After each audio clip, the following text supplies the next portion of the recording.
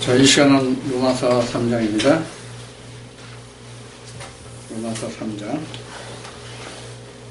수박이 속이 맛있나 겉이 맛있나 한번 시합해 봅시다. 수박 겉만 갖고 갈 거니까 속은 여러분들이 집에 가서 맛보세요. 자, 이제 로마서 말씀이 이제 차츰차츰 이제 깊어집니다. 자, 3장 1절부터 그런즉 유대인의 나음이 무엇이며 할례의 유익이 무엇이며 보험사의 많으니 첫째는 저희가 하나님의 말씀을 맡았음이니라. 자, 지금 2장에서부터 이어가지고 2장에서 할례에 대해서 쭉 여기 많이 나왔죠. 그래서 이제 그 믿음이나 할례, 의에 대해서 이방인과 유대인에 대해서 그 비교한 말씀이 2장에 쭉 나왔어요. 그리고 이제 이어지는 말씀이 이제 3장인데 같이 이제 이어지는 말씀입니다. 유대인, 즉 할례자가 유익한 것이 뭐냐? 유대인은 할례자들이니까 이때 당시에요. 그러니까 할례자의 그 유익이 무엇이냐? 그러니까 하나님의 말씀을 맡았습니다. 할례자가 말씀을 맡았습니다. 그런데 우리가 할례를 좀 살펴볼 필요가 있어요.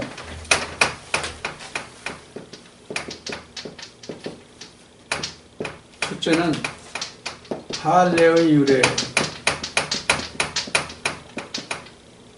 둘째는 할례의 종류.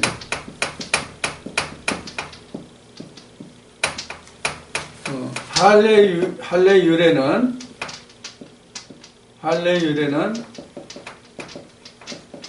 아브라함이에요.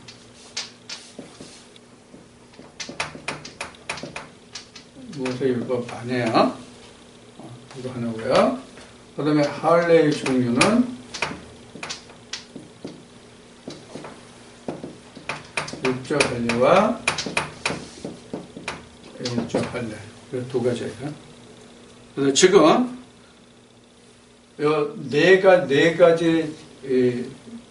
이 네 가지가 지금 설명돼요. 할례가 할례 유래와 유래, 그 다음에 할례의 종류가 나와서 이렇게 이제 네 가지를 썼는데, 할례는 원래 모세 율법에 정해진 것이 아니라 아브라함이 그 할례에서부터 처음에 할례가 아브라함 때 할례였어요. 모세 율법에는 할례가 전혀 언급되어 있지 않습니다. 그거를 여러분들 기억하시고, 그 다음에 육적 할례와 영적 할례인데, 지금 여기서 로마서 3장 1, 2절에서 말하는 유대인의 할례는 지금 요걸 얘기합니다. 육적 할례입니다. 이들이 하나님의 말씀을 맡은 자예요. 지금 현재 지금 바울이 말하는 건 여기 2단계 안 왔어요. 지금 요 위에를 얘기하는 거예요. 근데 오늘날은 영적 할례 한 사람들이 말씀을 맡은 자예요. 이때는 육적 할례를 받은 사람이 말씀을 맡은 자였죠. 요 관계를 여러분들이 여기서 이해를 하고 넘어가시길 바랍니다. 그 다음에 그 3절에 어떤 자들이 믿지 아니하시면 어찌하리요? 그 믿지 아니함이 하나님의 미쁘심을 패하겠느냐 그랬어요. 자, 믿지 아니함으로 인해서 하나님의 미쁘심을 패하겠느냐. 미쁘심이 뭐가 미쁘심이에요? 미쁘심. 이 미쁘심이 믿음이에요, 믿음. 지금 우리는 여기서 미쁘심이라 나오는데 헬라에서는 이 미쁘심이 피스티스라는 말로서 믿음이라는 단어입니다. 그래서 미쁘심이 바로 믿음을 패할 수 없다. 그래서 3절에 기록된 이 말씀은 어떤 자들이 믿지 아니하였으면 어찌하리요? 그 믿지 아니함이 하나님의 미쁘심을 패하겠느냐? 믿지 않는다고 해서 하나님의 믿음이 패하여지느냐? 그렇지 않다는 얘기예요. 그럼 뭐에 대해서 말하는 거예요? 할례에 대해서 말하는 거예요. 자, 그 다음 이어갑니다. 4절에 그럴 수 없다. 사람은 다 거짓되되 오직 하나님은 참되시다 할지어다. 기록된 바 주께서 주의 말씀에 이르다 하심을 얻으시고 판단받으실 때에 이기려 하심이라 함과 같으니라. 그래서 믿음을 피할 수 없다고 얘기합니다. 자, 그러면 여기서 지금 그 4절 그 후반부에 인용해서 주께서 주의 말씀에 의롭다함을 얻으시고 판단받으실 때에 이기려 하심이라 함과 같으니라. 이게 판단받으실 때 그랬어요. 판단받으실 때니까 지금 이 말씀을 보면 하나님이 판단받으실 때 이렇게 우리가 볼 수 있죠. 이 말씀이 이해되기가 언뜻 하면 그렇게 되죠. 자, 판단받으실 때 누가 판단받는 거예요? 그 말씀에 보면 누가 판단받는 것 같아요? 문맥상으로 봐서 문맥상으로 4절 다시 봅시다. 천천히 봅시다. 빨리 읽지 말고 그럴 수 없다. 그럴 수 없다는 얘기는 밑부심, 밑부심을 패할 수 없다. 그러니까 패할 수 없다. 사람은 다 거짓되기 때문에 오직 하나님은 참되시다 할지어다. 하나님만 참되다. 사람은 거짓되기 때문에. 그래서 성경에 기록하기를 주께서 주의 말씀에 의롭다함을 얻으시고, 누가 의롭다함을 봐요? 누가 여기서 주께서 주의 말씀에 의롭다함을 얻으시고 그랬어요. 의롭다함을 누가 얻는 거예요? 여기서 지금 말씀상으로 봐서 주거든요. 주가 의롭다 하심을 얻으시고 판단 받으실 때에 미기려 하심이라 함과 같으니라. 그러니까 이 말씀을 놓고 보면 믿음의 실체가 뭐가 믿음의 실체예요? 믿음의 실체, 이 말씀을 놓고 보면 믿음의 실체가 하나님이에요. 그러니까 전에도 말씀을 드렸지, 믿음이 있다. 로마서를 통해서 말씀해서 로마서 9장 10장 17절을 통해서 말씀을 드렸어요. 그래서 우리는 믿음이 있다 없다라는 말을 어떤 행위나 그 사람의 마음을 두고 얘기했는데, 특히 이제 행위를 두고. 그래서 이제 교회 다니는데 어떤 사람에게 뭘 하라고 그랬어요. 근데 안 는다고 그랬어요. 그 사람 믿음이 없어서 그래. 이런 얘기를 한단 말이에요. 세상에도 그런 얘기를 많이 하죠. 그 사람에 대한 믿음이 없어서 저 사람 그렇게 말해. 이런 식으로 말하죠. 그러면 성경에서 말하는 믿음은, 그래서 지금 이 말씀에서 보면 믿음의 실체는 하나님이에요. 그래서 판단받으실 때 하나님이 의롭다함을 받으셔야 하기 때문에 믿부심을 패할 수 없다. 즉 믿음을 패할 수 없다. 그런 얘기입니다. 자, 그러면 판단받으실 때가 언제예요? 판단받으실 때가. 이게 이제 예수 그리스도 보면 십자가에 죽으실 때잖아요. 근데 실제로 판단이 언제 판단이 돼요? 판단되는 게 언제가 판단받은 때예요? 심판이죠? 그렇죠? 심판 때 판단되잖아요. 옳고 그름이. 그 악과 의가. 그래서 로마서다. 요한복음 그 16장에 보면 예수님이 의라 하면 내가 하늘로 올라가니라 얘기죠. 하늘로 올라간다는 얘기는 하나님께로 간다는 의미잖아요. 그런 뜻이잖아요. 그러면 이 의라는 것은 하나님께로 간다는 뜻이거든요. 그래서 이 의가 어디서 나와요? 믿음에서 나와 하나님께로 나오거든요. 그러니까 이것을 피할 수 없다. 그것을 판단받을 때 하나님의 의로서 나타나기 위해서는 믿음을 피스테스를 피할 수 없다. 이렇게 나온 거예요. 그러면 믿음이라는 믿음의 실체가 하나님인데, 이 믿음의 실체가 누구에게 있어요? 누구에게 있는가? 믿음이라는 것이 누구에게 있는가? 누구에게 있어요? 하나님의 자녀들에게 있잖아요. 하나님의 자녀들에게 있잖아요. 그러면 이 지금 심판 때라고 판단받으실 때가 심판이잖아요. 이때 하나님의 의를 드러내는, 그래야 의로 우리가 하나님께 올라갈 수 있잖아요. 그 관계를 지금 바울이 설명하고 있는 거예요. 자, 5절부터 그러나 우리 불의가 하나님의 의를 드러나게 하면 무슨 말 하리요? 내가 사람의 말하는 대로 말하노니 진노를 내리시는 하나님이 불의하시냐? 결코 그렇지 아니하니라. 만일 그러면 하나님께서 어찌 세상을 심판하시리요?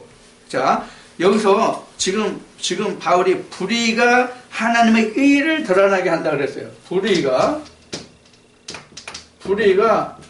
하나님의 의를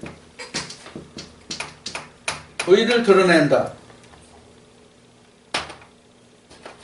이게 무슨 뜻이에요?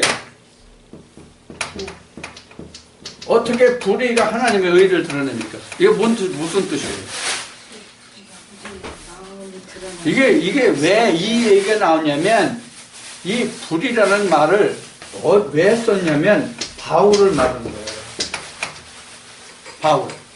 바울이 지금, 에베소서 말씀으로 말하면, 바울이 누구를 전해요? 그리스도를 전하잖아요. 그리스도를 전하는데,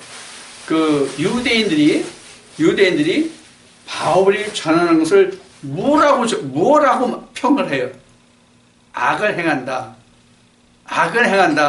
이방의 저가 이방의 도를 전한다. 믿지 못할 것을 전한다. 이런 평을 받잖아요. 그래서 바울이 그 불의로 인해서 하나님의 의를 드러낸다면, 즉 내가 하는 일이 너희들이 보기에는 불의라고 하지만 내가 하는 일은 하나님의 의를 드러내는 것이다는 얘기예요. 그래서 내가 너희들이 볼 때는 불의라는 것이지만 이 불의가 하나님의 의를 드러내는 것이면 그런 뜻이에요.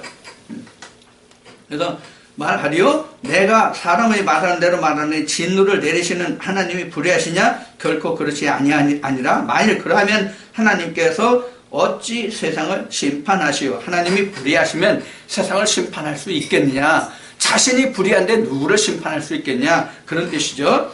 그러나 7절에 그러나 나의 거짓말로 하나님의 참되심이 더 풍성하여 그 영광이 되었으면 어찌 나도 죄인처럼 심판을 받으리오. 자, 이거 설명드린 말이에요. 앞에 불의에서 설명드린 말이에요. 자, 그래서 지금 6절에서 7절에서 하는 말은 6절에서 하는 말이에요. 6절에 결코 그렇지 않다. 그래서 7절에 그래서 나의 거짓말로 하나님의 참되심이, 즉 바울이 증거하는 것이 사람들로 하여금 이게 참이 아니고 거짓이라고 했단 말이에요. 그럼 뭐가 참이라고 해서 이때 당시에 사람들이 유대인의 법이 참이고 바울이 증거하는 전도의 미련한 것은 거짓이라고 말했단 말이에요. 그래서 지금 바울이 이렇게 말하는 거예요. 그래서 나의 거짓말로 하나님의 참되심이 더 풍성하여 그 영광이 되었으면, 즉 하나님의 영광이 되었으면 어찌 나도 죄인처럼 심판을 받으리요. 심판을 받는다는 얘기예요? 안 받는다는 얘기예요? 안 받는다는 얘기예요. 그 하나님의 의를 더 드러냈으면, 그 의를 드러내서 영광이 풍성하게 드러났으면 내가 어찌 죄인처럼 심판을 받겠느냐. 자, 8절에 그러면 선을 이루기 위하여 악을 행하자 하지 않겠느냐. 그 가로에 써져 있는 말이 바로 바울이 불의, 거짓말이라고 한 부분이에요. 그때 당시에 사람들이 바울을 어떻게 말하냐면, 어떤 이들이 이렇게 비방하여 우리가 이런 말을 한다고 하니 저희가 정죄받는 것이 옳으니라. 그럼 뭐라고 하느냐 하면 8절에 그러면 선을 이루기 위하여 악을 행하자. 그러니까 바울이 하는 그 악보다 더한 것을 행하자. 그러면 하나님의 의가 더 넘칠 거 아니냐. 그들이 그렇게 말한다는 거예요. 그러니까 의와 하나님의 의와 사람의 의가 얼마나 심하게 충돌되었는지를 우리가 이 말씀에서 볼 수가 있어요. 자, 이제 바울이 그것을 말했어요. 그래서 사람들이 비방해서 바울을 향하여 비방해서, 그럼 우리가 더 죄를 지면 그럼 하나님의 의가 더 넘치겠네? 이렇게 힐책한 거예요. 이제 그런 의미입니다.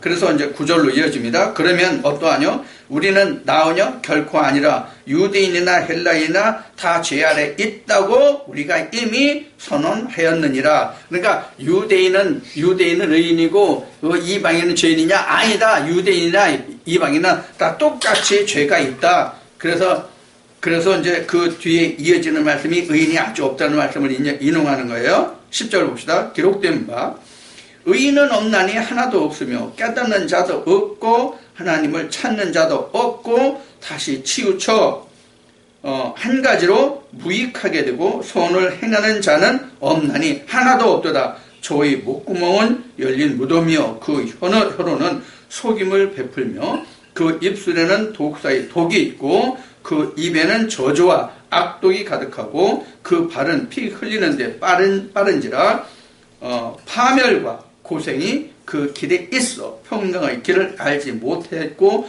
저희 눈앞에 하나님을 두려움이 없느니라 함과 같으니라. 지금 여기서 이제 말씀이 그 인용이 시편 말씀과 그다음 다 시편이네. 시편 말씀을 인용해서 이제 이 말씀은 이제 그 바울이 증거한 거거든요. 그래서 의인이 없다. 그러니까 시편 14편의 말씀이에요. 그리고 그 다음에 그 혀로는 속임을 베풀며 이것은 시편 140편이에요. 자, 이렇게 이제 인용해서 이 말씀을 여기 지금 베풀고 있어요. 하나 더한 것이 이제 이사야 52장도 이제 그 끝에 14절에 인용해서 지금 여기서 그 바울이 증거하고 있는데요. 그래서 의인은 없다. 의인은 없다라고 한 이 시편 말씀은 사실은 이스라엘 백성들을 두고 하신 말씀이잖아요. 하나님 말씀하실 때 이스라엘 백성들 중에 의인이 없다. 그러니 할례 받은 자들이 하나님 말씀을 맡은 그들에게도 의가 없다면 하나님의 말씀을 맡지 않은 이방인들에게, 즉 무할례자들에게는 얼마나 더 의가 없겠어요. 지금 그것을 여기서 지금 우리가 이 말씀으로 찾아볼 수 있어요. 그래서 의인이 아주 없도다, 그런 얘기입니다. 그래서 의인이 없기 때문에 깨닫는 자도 없고 하나님을 찾는 자도 없고 그래서 치우쳐도 무익한 길로 간다는 얘기입니다. 그러니까 여기서 지금 그 의인은 그 예수님도 말씀하신 같이 또 바울도 말씀하신 말씀에 증거한 같이, 자, 바울은 율법을 듣는 자가 의인이 아니라 행하는 자가 의인이라고 지금 증거하고 있고요, 앞에. 그 다음에 주님은 아버지의 뜻대로 행하는 자라 천국을 간다, 이렇게 이제 증거하고 있죠. 바로 그 말씀을 이제 생각하면 여기서 깨닫는 자가 없기 때문에 하나님을 찾는 자가 없는 거예요. 깨달으면 하나님을 찾게 돼 있잖아요. 못 깨달으니까 하나님을 찾지 않는 거예요. 자, 그러면 무엇을 쫓아간다는 얘기예요? 이때 당시로는 유전을 쫓아간다는 얘기예요. 이게 쉽게 말하면. 그래서 하나님을 찾지 않는 거예요. 그래서 깨닫는 자가 없는 거예요. 그래서 무익한 길로 가고 선을 행하는 자가 그래서 없어서 의인이 없다. 자, 이렇게 깨닫고 하나님을 찾아서 그 말씀을 들어야 선을 행해서 하나님의 의에 이르잖아요. 그런데 그것이 그런 자가 없다, 그런 얘기입니다. 그래서 이제 시작이 어디에서부터 오는 거예요? 깨달음이에요. 우리 깨진다는 얘기를 많이 하잖아요. 깨진다. 이 깨지는 게 바로 깨달음이에요. 뭐에서? 유전에서, 율법에서 깨져서 진리로 들어오는 거잖아요. 그게 우리가 하나의 과정이잖아요. 이것을 사도 바울은 젖먹이에서 장사한 자로 넘어오는 거로 그렇게 이제 설명을 하고 있죠. 히브리서도 그렇게 기록하고 있고. 그래서 이제 그 이어지는 그 혀는 속임을 베풀며 그 입술에는 독사의 독이 있고, 이거 예수님이 말씀하신 게 또 독이 있다는 거죠. 자, 입술은 독사의 독이 있고 그 입에는 저주와 악독이 가득하다. 자, 이 부분을 우리가 살펴보자고요. 왜 여기서 독사를 예를 들었을까요? 지금 성경은 왜 독사를 예를 들었을까요? 독사가 어떻게 합니까? 물면 거기서 뭐가 나와요? 독이 나오죠. 그래서 물어 죽이는 뱀, 그런 거예요. 그럼 뭘로 물어요? 말씀으로 문단 말이에요. 그래서 말씀으로 물어 뜯기 때문에, 쥐어 뜯기 때문에 뱀이라고 표현했다고 해도 돼요. 예를 들어서 우리 그런 얘기를 그런 얘기를 많이 하죠. 아픈 데를 자꾸 긁는다, 그런 얘기를 많이 하죠. 이게 바로 물어뜯는 거예요. 뭘로 물어뜯어요? 사람 마음을 이빨로 물어뜯겠어요? 천상 말뿐이 없거든요. 그거를 그래서 여기서 이제 입을 가지고 이것서 독사의 독이 있고 그런 얘기예요. 자, 그 다음에 입에는 저주와 악독이 가득하고, 거기 이제 독이 나오니까, 이 말씀에서 독이 나오니까, 그래서 예수님이 앞 시간에 말씀을 나눈 것 같이 예수님이 말씀하실 때 뭐라고 말씀하냐면 먹는 것이 입으로 돌아가는 것이 죄가 아니라 입에서 나오는 그 말이 사람을 더럽게 하고 죄를 짓게 한다, 그 말씀을 하셨다는 얘기를 앞 시간에 했죠. 이제 그런 얘기입니다. 그래서 그 바른 피 흘리는데 빠른지라 파멸과 고생이 그 길에 있어. 자, 여기서 그 발이 빠르다는 얘기 뭡니까? 뭘 두고 했을까요? 이런 이 악을 행하는 그 속도가 빠른 거예요. 쉬운 얘기로 썩은 누룩 한 덩어리가 온 떡을 다 썩게 한다는 말씀이 복음서에 있잖아요. 그거예요. 우리가 지금 이제 겨울인데, 지금 이제 감자나 고구마를 수확해가지고, 지금 이제 시골에서는 전부 이제 보관하고 있을 거예요. 근데 지금은 이제 보관 시설이 좋고, 이제 온도 조절이나 이런 것이 있어서 보관 장소가 좋아서 괜찮지만은, 내가 어렸을 당시에는 적당하게 어디 그 감자나 고구마를 저장할 데가 없어요. 그냥 헛간이라는데, 그냥 아무런 바람막이도 없는 그런 헛간이라는데, 그냥 집이나 이런 것으로 이제 덮어서 저장을 하거든요. 근데 이제 어떻게 수시로 이제 먹으려면 꺼내와야 되잖아요. 그때 이제 열면 잘못하면 언단 말이에요. 날씨가 추운데, 오늘은 추운데, 날씨가 추운 날은 찬바람이 들어가면 어느 하나가 얼어서 썩어요. 감자가 빨리 썩을 것 같아요? 고구마가 빨리 썩을 것 같아요? 감자가 훨씬 빨라요. 감자는 좌우지간 가만히 어떤 통에 썩은 감자 하나 있으면 그거 다른 거 송한 거 골라놔도요. 그거 곰팡이균이 오면 가지고 금방 다 썩어요. 그렇게 빨라요. 고구마도 그에 못지않게 썩어요. 이같이 썩는 것은 나쁜 것은 너무 쉽게 아주 그냥 빨리 번져요. 그런 것을 연상하시면 여기서 왜 발이 빠르다 하는지 여러분들이 이해하실 수 있을 겁니다. 그래서 얘들은 하나님을 보지 못하고 그 평강을 길을 알지 못하기 때문에 이렇게 악을 행하는데 용감한 거예요. 아마 전에 내가 얘기한 것인데 아마 오늘날 그 목회 현장에 있는 분들이 하나님의 이 평강의 길을 알고 그러면 지금처럼 아마 신학해서 나 목사하겠다고 하는 그런 사람들 많지 않을 거예요. 모르니까 그냥 나도 한번 해볼까? 나도 한번 이렇게 어리어리게 한번 해볼까? 이래서 하는데 알면 아마 감히 목사한다 소리 못할 거예요. 자, 그 다음에 봅시다. 그건 각자 모시고. 자, 19절부터 봅시다. 우리가 알거니와 무릇 율법이 말하는 바는 율법 아래 있는 자들에게 말하는 것이니 이는 모든 입을 막고 온 세상으로 하나님의 심판 아래 있게 하려 함이라. 자, 우리가 지금 알거니와 무릇 율법이 말하는 것은 누구에게 말한다? 율법 아래 있는 자들에게 말한다. 그러면 율법 아래 있지 않은 생명의 성령의 법에 온 자들은 이 말이 전혀 소용이 없어요. 이미 이 법을 넘어왔기 때문에. 이제 이것은 로마서 7장, 8장에 가서 이제 다시 정리합시다. 자, 그래서 율법 아래에 있는 자들에게 지금 율법에 대해서 말하는 거예요. 그래서 세상에 하나님의 심판이 있게 한다. 어디? 율법 아래에 있는 자들에게. 자, 20절로 갑니다. 그러므로 율법이 행위로 그의 앞에 의롭다 하심을 얻을 육체가 없나니 율법으로는 죄를 깨달음이니라. 그래서 율법으로는 죄만 깨닫고 속죄를 못 받기 때문에 그 죄에 대한 속량을 받지 못하기 때문에 율법이 말하는 것은 율법 아래에 있는 자들에게 말하는 것이다. 그러니까 율법은 생명의 성령이고 방금 얘기한 생명의 성령 법에 온 사람들한테는 율법이 전혀 없는 거예요. 관계 없는 거예요. 왜? 그들은 종잡이 없으니까. 자, 그것을 지금 여기서 지금 바울이 20절에서 증거하고 있습니다. 그래서 의롭다함을 얻을 육체가 율법은 없다. 다만 죄를 알 뿐이다. 그래서 우리가 성경 역사를 보면 이렇게 되죠.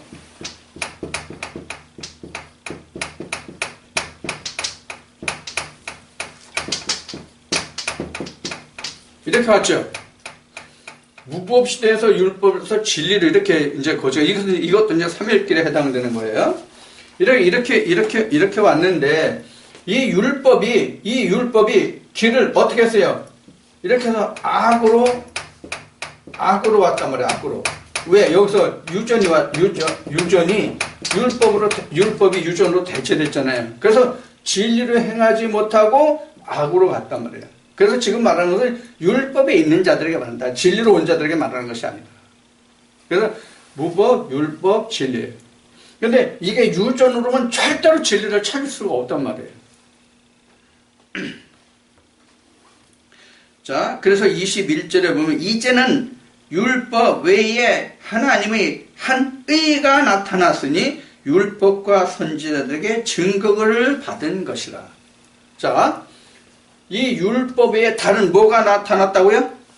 다른 의. 여기는 율법 대신에 뭐가 나왔냐면 다른 의가 나왔어요. 다른 의가 나왔는데 무엇이 증거였어요? 무엇이 증거였어요? 율법과 선지자가 증거한 것이다. 율법과 선지자.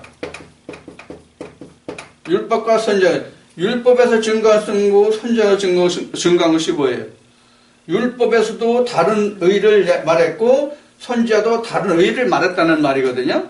그러면 율법에서 말한 다른 의가 뭐예요? 예수 그리스도죠. 그러면 선지서는 뭐예요? 역시 예수 그리스도죠. 그 다른 의를 얘기했다. 율법에서 난 의를 말한 게 아니라 다른 의를 율법과 선지자들이 말한 그 의를 나타낸 것이다. 그것이 바로 뭐예요? 22절에 가서 곧 예수 그리스도를 믿음으로 말미암아 모든 믿는 자에게 미치는 하나님의 의인이 차별이 없느니라. 여기 차별이 없다는 얘기가 뭐가 차별이 없다는 얘기예요? 유대와 헬라인. 유다와 헬라가 차별이 없다. 이런 얘기입니다. 믿음의 이름에. 그 믿음이 누구로 인해서? 예수 그리스도를 믿음으로 말미암아. 예수 그리스도를 믿음으로 말미암아 다른 의가 있다는 것을 율법과 선지자들이 증거했다. 그런 얘기예요. 이 선지자는 가장 대표적인 것이 이사야죠. 가장 대표적인. 그럼 율법은 뭐예요? 모세경을 얘기하는 거예요. 여기서는. 율법과 선지자를 따로 말했기 때문에 모세경과 선지서에 증거한 다른 의가 바로 누구냐면 예수 그리스도라고 22절에서 지금 설명하고 있어요. 자, 23절 가봅시다. 자, 모든 사람이 죄를 범하였음에 하나님의 영광에 이르지 못하더니. 자, 여기서 모든 사람이 죄를 범하였다 이 말을 한번 봅시다. 자, 유전율법으로 보면 할례를 받은 자나 받지 않은 자나 다를 게 뭐 있어요? 다른 게 뭐가 있어요? 하나도 없어요. 그놈도 도둑질하고 저놈도 도둑질해. 응? 근데 뭐가 달리긴 개소리나 다 똑같지. 그러니까 지금 여기 그 23절에서 말하는 것은 모든 사람의 죄를 범하였음에 하나님의 영광에 이르지 못했다. 그러니까 할례 받았다고 하는 하나님의 말씀을 맡았다고 하는 너희도 죄를 범했기 때문에 하나님의 의에 이르지 못했다. 그런 얘기거든요. 자, 그래서 범죄하였으므로 하나님의 영광에 이르지 못하였더니 그리스도 예수 안에 있는 구속으로 말미암아 하나님의 은혜로 값없이 의롭다 하심을 얻은 자 되었느니라. 그리스도의 뭐로? 예수 그리스도의 뭐로? 구속으로. 예수의 구속.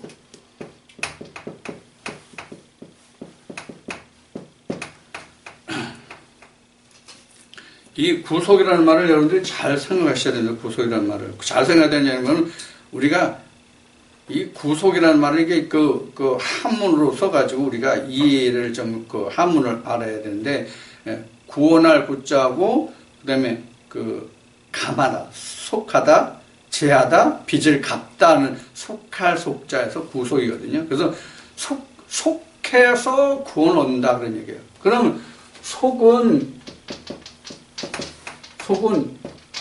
가품을 얘기하는 거고 구는 구함을 얘기하는 거거든요. 그래서 속은 가품이고 구는 구함이에요. 그래서 먼저 우리가 가품이 있어야 돼요. 뭘 가품이에요? 죄에 대해서 가품이 있어야 그 다음에 구함이 있다는 거예요. 그래서 이게 구속이에요. 그래서 사실 이게 두 단어입니다. 이게 한문으로 얘기하면 속함과 구원받음, 이 두 가지가 바로 구속이에요. 그래서 구속을 예수 그리스도 안에 있는 구속. 그럼 예수 그리스도 안에 있는 구속이 뭐예요? 예수 그리스도 안에 있는 게 뭐냐고? 예수 그리스도 겉에 있는 게 아니고 안에 있는 게 뭐냐고? 피와 살. 요한복음 6장 피와 살이란 말이에요. 그 예수로서 아내는 거예요. 겉에 보지 말고. 겉에 보면 뭐예요?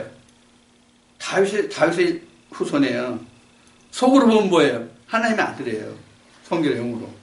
그걸 보라는 거예요. 그래서 여기서 보면 구속으로, 예수 안에 있는 구속으로 하나님의 은혜로 값없이 의롭다 하심을 얻은 자 되었느니라. 자, 여기서 은혜라는 것을 한번 생각해봅시다.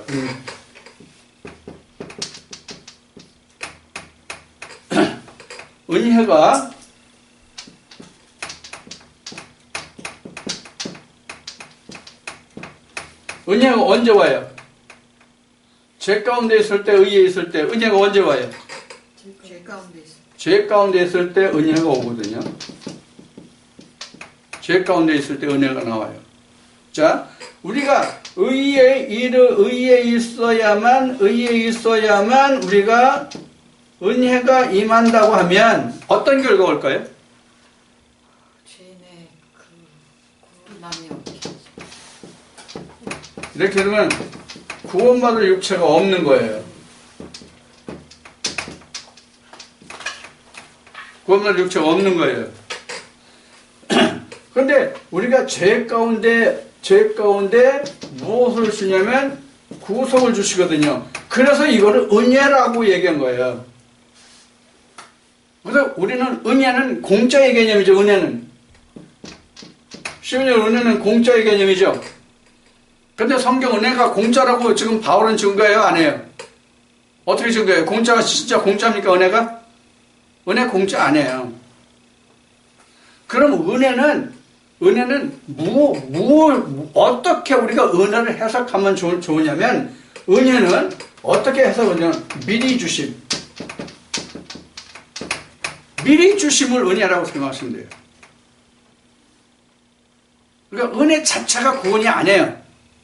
여기 은혜로 이것은 은혜로 값없이 그 의롭다 하심을 얻은 자 되었느니라 그랬어요. 그러면 이 지금 은혜로 지금 이 말씀의 증거는 어디에 나면 은혜로 의롭다 하심을 얻어요. 의롭다. 지금 의롭다함을 받은 거지 의가 완성이 되지 않은 거란 말이에요. 지금 이 단계는. 그럼 의의 완성은 어느 게 의의 완성이냐? 의의 완성이냐? 여기 아들이 됐을 때가 의의 완성이에요. 아들이 됐을 때. 여기 영이잖아요. 이 영을 힘입어서, 즉 하나님 힘입어서 내가 아들이 됐을 때가 의의 완성이에요. 요 자가 둘째 사망을 이기는 자예요. 말씀을 결국 따지고 보면 다람쥐 쳇바퀴야. 그게 그 말씀이야. 깨닫고 나면. 자, 그래서 우리가 이 은혜라고 하는 것은 구원의 길을 미리 우리에게 열어주신 거예요. 그래야 우리가 그 구원의 길을 갈 수 있으니까. 그래서 그 구원의 길을 미리 열어주심으로써 그 은혜를 쫓아서 내가 의를 완성하는 거예요. 은혜로 의에 이르니까. 그래서 이 의가 완전히 이루어지지 않으면 여기가 의가 차는 거죠. 여기에. 이게 뭐냐면 소마예요. 소마의 의가 찬단 말이에요. 의가. 뭐로 해서 지금 예수로 인해서 은혜가 오잖아요. 예수에서 은혜가 오면 그 은혜로 해서 소마가 의로 변하게 된단 말이에요. 의가 어느 한쪽 귀퉁이 이렇게 있어도 그 구원이 아니라 의로 이렇게 다 차 있단 말이에요. 이게.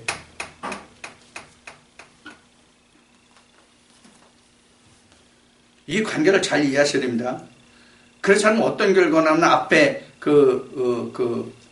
한 번 구원은 영원한 구원이라는 얘기를 앞 시간에 했죠. 첫 시간에 한 번 구원은 영원한 구원이라는 얘기가 그래서 나온 얘기예요. 내가 은혜 한 번 받았다? 그럼 하나님 의가 내 자리 이렇게 잡아요. 이렇게. 요 자체가 구원이 아니에요. 요 자체가. 요렇게 다 채워갈 수 있는 길을 열어주신, 그래 미리 주심이라고 얘기하는 거예요. 그래서 은혜를 의에 이룰 수 있는 그 은혜로 인해서 은혜 미리 주심을 인해서 내가 그 은혜, 즉 의에 이를 수 있는 그 은혜로 인해서 의를 이렇게 채워가야 되지, 다 채워가야 되지. 그 은혜로 해서 내가 잠깐 이룬 이 은혜 자체가 전체로 의를 채운 구원이 아니다 그러니까요. 이루어 가야 된다 그러니까. 언제까지? 장막 보는 날까지. 자, 그래서 25절에 이 예수를 하나님이 그의 피로 인하여 믿음으로 말미암는 화목제물로 세우셨으니 이는 하나님께서 길이 참으시는 중에 전에 지은 죄를 간과하심으로 자기의 의로우심을 나타내려 하심이니. 그래서 뭐를 간과한다고요? 죄를 간과한다. 자, 죄를 간과하는 게 바로 은혜예요. 죄를 그냥 넘겨준단 말이에요. 이게 유월이에요. 간과가 유월이라고 생각하시면 돼요. 죄를 넘어가 버린단 말이에요. 죄를 넘어가서 지금 죄가 뒤에 있어요. 앞에 있는 게 아니라. 없어진 게 아니에요. 죄가 내 뒤에 있어. 간과했기 때문에. 볼간자 지날과자 보아 넘겼단 말이에요. 그래서 죄는 뒤에 있고 하나님 은혜가 앞에 있는 거예요. 근데 내가 그 은혜를 계속 구하지 않으면 다시 죄가 앞으로 온단 말이에요. 그래서 이 가장 적절한 표현이 뭐냐면, 그 하나님이, 그 가인이 그 자기 동생을 죽였을 때에 하나님이 뭐라고 말씀하세요?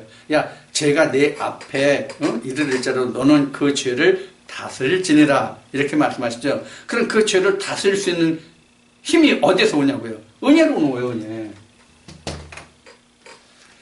자, 그 말씀들을 여러분들이 생각하시면 될 거예요. 자, 26절에 곧 이때에 자기의 의로우심을 나타내사 자기도 의로우시며 또한 예수 믿는 자를 의롭다 하려 하심이라. 그러니까 의롭기 때문에 믿는 자를 의롭게 할 수 있단 말이에요. 이 얘기는 예수님이 어디서 나셨어요? 예수님이 나신 곳이 베들레헴이죠. 떡집에서만 떡이 나올 수 있다. 떡이 나면 떡을 낳을 수 있다. 그 말씀과 같은 말씀이 지금 여기 26절에 있는 이때 자기 의로우심을 나타내서 자기도 의로우시며 또한 예수 믿는 자를 의롭다 하려 하십니다. 이게 같은 말씀이에요. 그러니까 의가 의를 낳는다는 얘기가 되잖아요. 이 말씀이 26절이 자, 의로우심에 자기도 하나님 자신의 의로우심에 또한 예수를 믿는 자를 또한 의롭다 하실 수 있다. 그러니까 떡이 떡을 낳는다. 그 말과 같단 말이에요. 의가 의를 낳는다. 27절에 그런즉 자랑할 때가 어디뇨? 있을 수가 없느니라. 무슨 법으로냐? 행위로냐? 아니라 오직 믿음의 법이니라. 그래서 믿음으로 의롭게 되기 때문에 그 어떤 것으로도 자랑할 것이 없다. 이 가장 대표적인 말씀이 뭐예요? 아브라함이 하나님을 믿음으로 그가 의롭다함을 입었지 그가 행함으로 의롭다함을 얻은 것이 아니다. 그러므로 아브라함이 그 의를 자랑할 것이 없다. 자랑하면 누구를 자랑할 수 있어? 하나님을 자랑할 것이, 하나님뿐이 자랑할 것이 없다. 그 얘기와 같은 거예요. 자, 믿음의 법으로라. 그 다음에 28절에 그러므로 사람이 의롭다 하심을 얻는 것은 율법의 행위에 있지 않고 믿음으로 되는 줄 우리가 인정합니다. 자, 믿음과 행위를 한번 봅시다.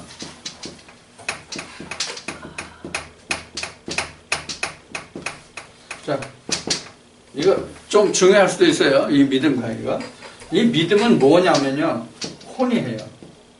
행위는 뭐예요? 몸이 해요. 그래서 행하는 건 똑같아요.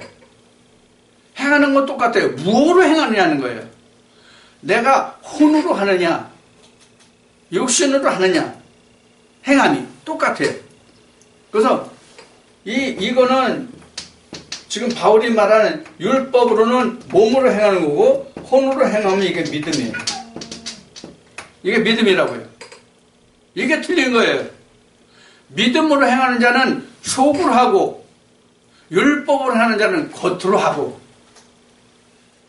그렇게 이해하시면 돼요. 그래서 행위가 아니라 믿음으로다. 자, 28절 다시 한번 봅시다. 그러므로 사람이 의롭다 하심을 얻는 것은 율법의 행위에 있지 않고 믿음으로 되는 줄 우리가 인정하노라. 그래서 우리가 믿음으로 하니까 그냥 뭐 아무것도 안 하는 것 같잖아요. 그래서 지금 믿음으로다, 율법으로 행위가 아니고, 그래서 믿음으로는 이거는 속사람이 입는 거고, 이것은 겉사람이 입는 거라고요. 그래서 성경에서 속사람, 겉사람 하는데, 이게 바로 속사람, 겉사람이에요. 근데 이게 하나 더 들어가면, 영과 혼이 겉사람과 속사람이에요. 하나 더 들어가면, 우리가 표면적으로는 이게 겉사람과 속사람이죠. 하나 더 들어가면, 이 위로 들어가면, 이게 겉사람이에요. 겉사람이 속사람을 입는 거란 말이에요. 속은 언제나 예수 그리스도예요. 자, 그래서 이제 28절 봤나? 그리고, 자, 29절 봅시다. 하나님은 홀로 유대인의 하나님뿐이시뇨? 또 이방인의 하나님은 아니시뇨? 진실로 이방인의 하나님도 계시느니라. 그래서 에레미야 32장 27절을 보면 모든 육체의 하나님이시다. 모든 육체의 하나님이시다. 에레미야 32장을 보면. 그래서 에레미야 32장 27절 말씀을 보면 하나님은 모든 육체의 하나님이 되셔야 된다. 그래서 모든 육체의 하나님이 되신다면 모든 육체의 하나님의 은혜가 임할 수 있다는 얘기예요. 다만 받아들이지 않는 거예요. 모든 육체의 하나님이 아니면 하나님이 공평할 수 있어요? 공평할 수가 없는 거예요. 이걸 다시 우리가 교리적으로 들어가면 그 칼빈이나 알미니안 얘기가 나오는 거예요. 그래서 뭐 아주 성경 나온 대로 창세 전부터 아주 증명하여 불렀다.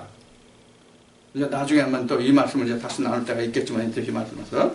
자, 이래서 이 말씀도 보면은 우리가 이런 택정, 예정, 필연적인 그런 이야기가 나올 수 있는 말씀이 된다면 29절이. 그래서 하나님은 모든 육체의 하나님인데 누구는 선택하고 누구는 택하지 아니하고 그런 게 아니다 말이에요. 모든 육체의 하나님인데 자기 스스로 행하지 않는 거예요. 사실은 칼빈의 이론보다는 알미니언 이론이 사실은 더 성경적이에요. 사실 따지고 보면. 여러분들 기회 있으면 칼빈과 알미니언 저 내용을 한번 공부하시면 좋을 것 같아요.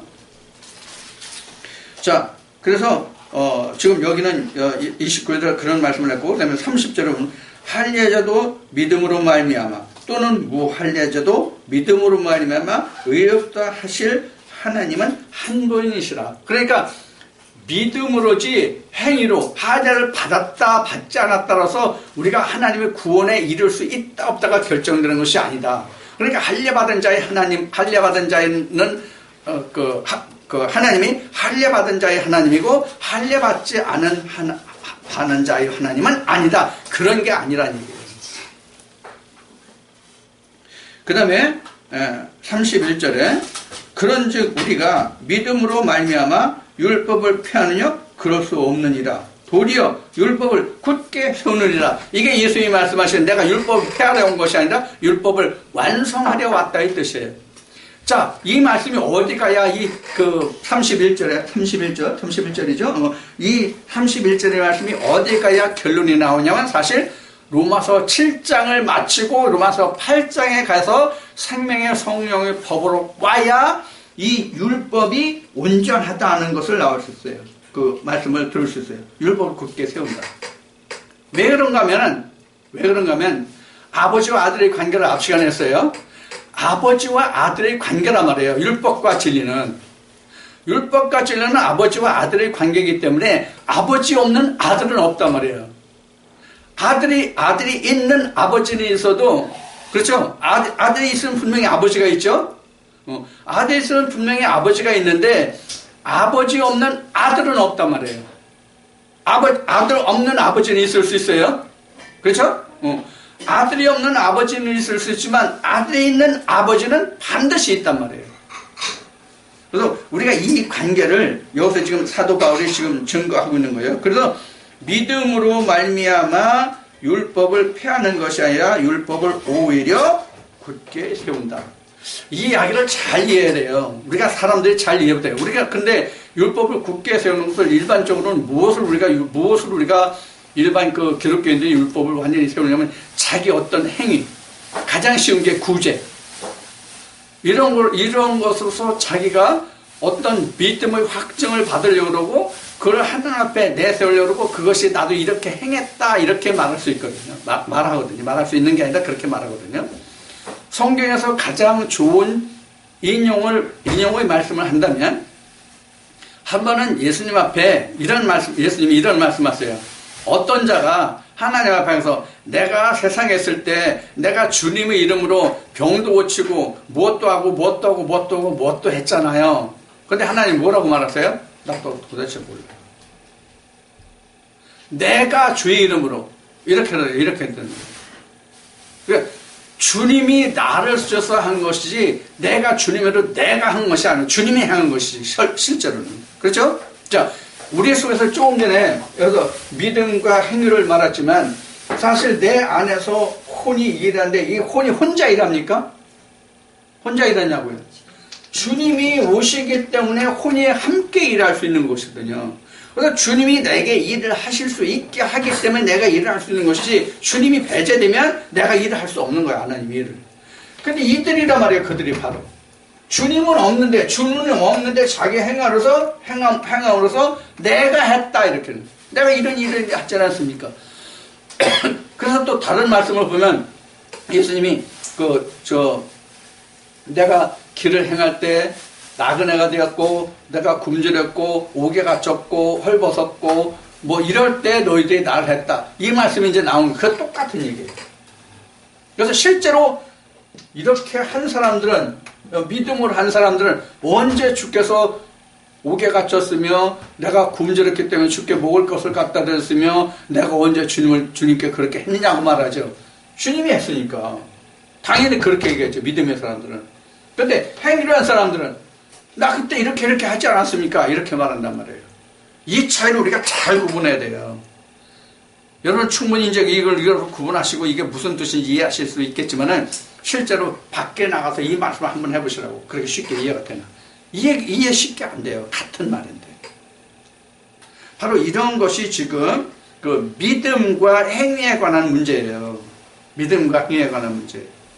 자, 지금 믿음과 행위의 관계의 문제인데 가장 어려운 것이 뭐가 이게 지금 믿음과 행위를 구별하기가 어려우냐면 이 근원이 있어요. 믿음을 하든 행위를 하든 이 근원이 어디에 있어요? 성경에 있잖아요. 이 근원을 따져 올라가면 성경에 있거든요. 이 근원을 따져 올라가면 성경에 있기 때문에 이 사람들이 즉 율법의 행위로 하는 사람들과 그 혼의 믿음으로 하는 사람들과의 구분이 이게 완전히 분별이 되지 않고서는 나도 말씀을 따라해. 이 사람도 말씀을 따라해. 이렇게 말하거든요. 그래서 이거 분별하고 이거 얘기한다는 것이 그렇게 만만한 게 아니에요. 그래서 제가 이런 얘기를 했어요. 예수님이 마지막 날에 양과 염소를 어느 편과 왼편을 말씀하시잖아요. 실제 양과 염소는 그 목장에서 키우는 실제 양과 염소는요 1분 5분만 생면부지의 사람을 갖다가 이건 양이고 이건 염소다라고 가르쳐주면 다 그걸 구분해요. 근데 영적으로 양과 염소는 수십 년 가르쳐줘도 못한단 말이에요. 그게 바로 믿음과 행위의 관계예요. 이게 염소잖아요. 이쪽이. 예수님 말씀하신 이게 염소잖아요. 여기가 양이잖아요. 이거 참 구분하기가 힘들단 말이에요. 왜 힘들다? 똑같은 말씀을 놓고 하기 때문에.